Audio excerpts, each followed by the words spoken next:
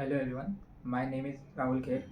I have recently completed my Bachelor of Commerce degree from Sir Parshuram Bhau College, Pune.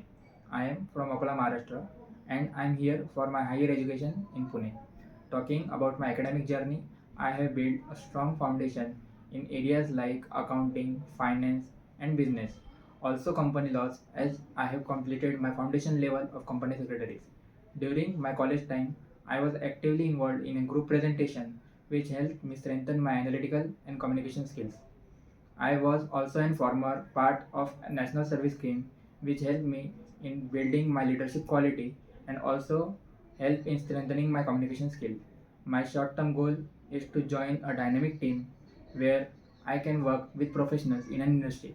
Now I am looking for an opportunity where I can apply what I have learned, contribute meaningfully to a team, to grow in a professional environment, especially in the field of finance. That's all about me. Thank you.